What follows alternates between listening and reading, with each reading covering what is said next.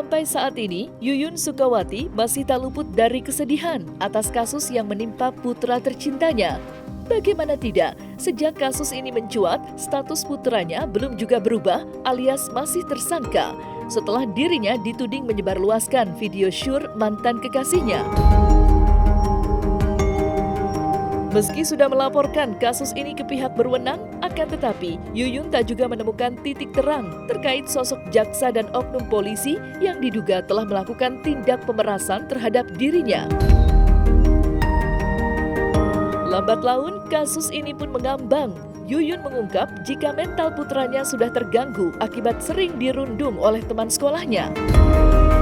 Tentu hal ini menjadi pukulan bagi Yuyun selaku orang tua yang tak terima dengan nasib miris yang dialami oleh sang anak. Dengan mata sendu yang ingin menangis, maka seperti inilah curhat Yuyun terkait kondisi putranya saat ini.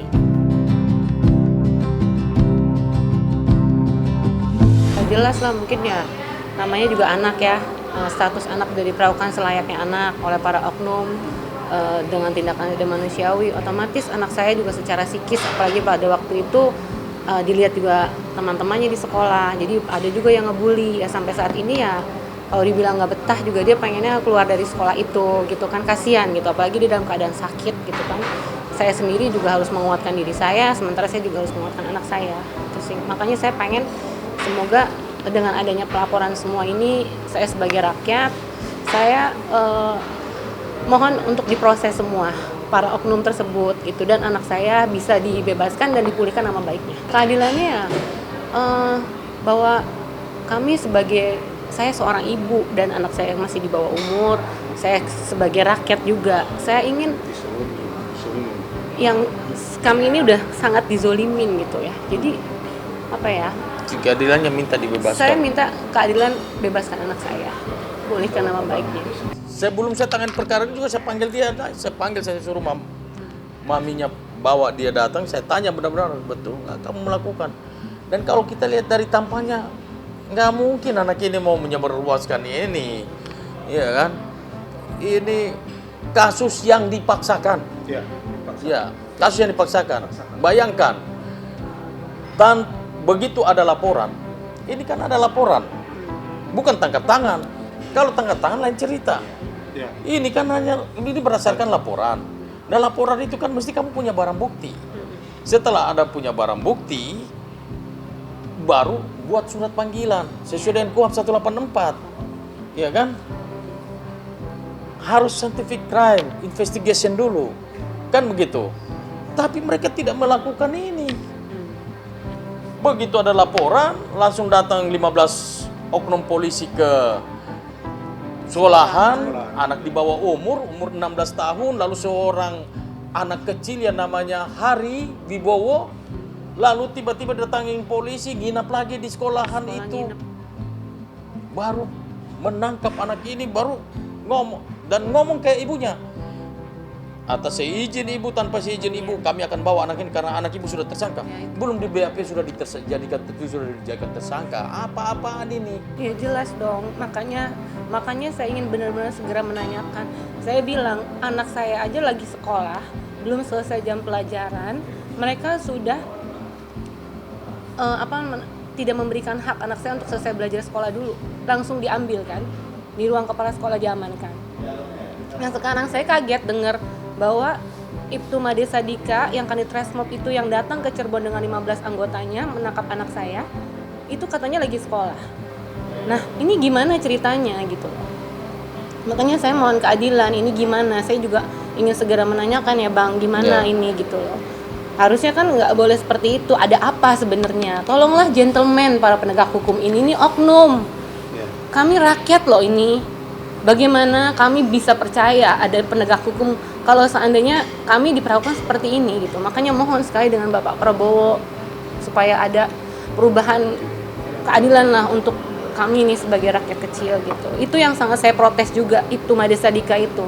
Kalau memang dia sekolah, ya kenapa harus dia diizinkan sekolah? Kenapa harus tunggu selesai dia sekolah dulu? Harusnya kan langsung diproses. Makanya ini banyak yang kejanggalan-kejanggalan.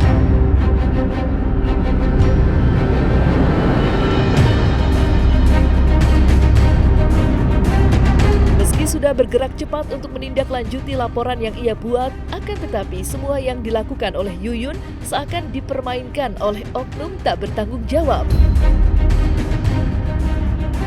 Ia bersama dengan kuasa hukumnya, Yuyun menyatakan jika dirinya seakan dikecoh oleh oknum aparat yang sampai saat ini belum memberikan kejelasan konkret soal lanjutan laporan yang ia buat.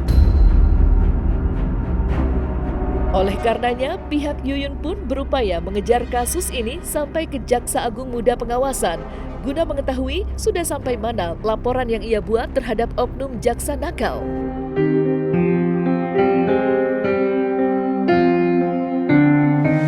Jamwas menanyakan terkait apa yang menjadi kewenangan mereka saja, yaitu pelimpahan, pada saat pelimpahan dari kepolisian ke kejaksaan.